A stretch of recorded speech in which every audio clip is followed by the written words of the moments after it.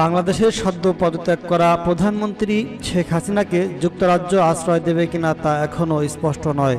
কয়েকটি অসমর্থিত সূত্রে জানা গেছে শেখ হাসিনা ব্রিটেনে আশ্রয় চেয়েছেন, কিন্তু এখনও সেখান থেকে সবুজ সংকেত পাননি। আপাতত ভারতে রয়েছেন তিনি। ভারতের গণমাধ্যম এনডিটিভি জানিয়েছে, শেখ হাসিনা যে পদ্ধতিতে ব্রিটেনের কাছে আশ্রয় চেয়েছেন, অভিবাসন আইন অনুযায়ী তা সম্ভব নয়। ওই পদ্ধতিতে কাউকে আশ্রয় দিতে পারে না ব্রিটেন। সে দেশের স্বরাষ্ট্র মন্ত্রণালয়ের সাথে যোগাযোগ করে এই তথ্য পেয়েছেন এনডিটিভি। সম্প্রতি ব্রিটেনে ক্ষমতায় এসেছে লেবার পার্টি, প্রধানমন্ত্রী হয়েছেন কিয়ের স্টারমার। জানা গেছে শেখ হাসিনার আবেদন বিবেচনা করে দেখছে ব্রিটেন। তবে নিয়ম অনুযায়ী এই ধরনের পরিস্থিতিতে যে কোনো ব্যক্তির নিকটতম নিরাপদ দেশেই সাধারণত আশ্রয় চেয়ে থাকেন, জানিয়েছে ব্রিটেনের স্বরাষ্ট্র মন্ত্রণালয়। ওই দপ্তরের এক কর্মকর্তা জানিয়েছেন, কঠিন সময়ে ব্যক্তি বিশেষকে আশ্রয় দেওয়ার ইতিহাস রয়েছে ব্রিটেনের। সেই ইতিহাস গর্বের, কিন্তু ব্রিটেনে পৌঁছে সেখানে আশ্রয় চাওয়ার নিয়ম নেই।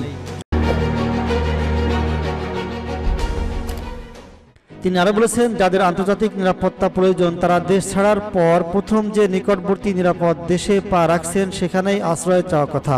সেটাই তার নিরাপত্তা পাওয়ার দ্রুততম রাস্তা। ব্রিটেনের মন্ত্রণালয়ের বক্তব্য অনুযায়ী ব্রিটেনে গিয়ে সেখানে আশ্রয় চাইতে পারবেন না শেখ হাসিনা।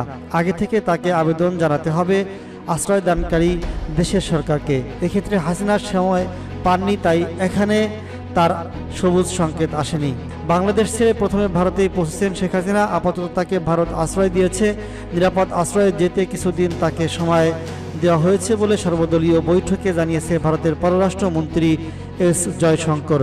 তিনি জানান, শেখ হাসিনার পরবর্তী পরিকল্পনা কি তা তিনি ভারত সরকারকে জানালে সে অনুযায়ী পদক্ষেপ নেওয়া হবে।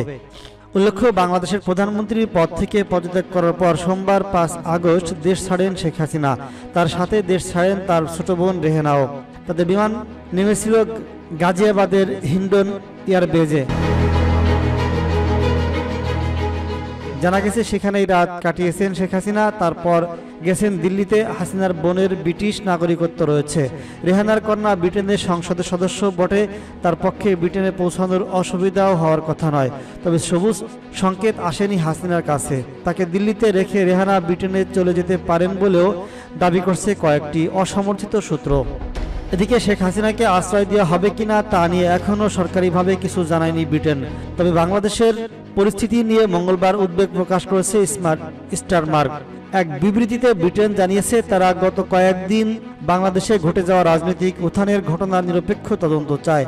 তারা এও চায় যে এই তদন্ত হোক জাতিসংঘের নেতৃত্বে স্বাধীনভাবে। যদি দীর্ঘ ওই বিবৃতিতে শেখ হাসিনার নাম একটিবারও উল্লেখ করেনি তারা।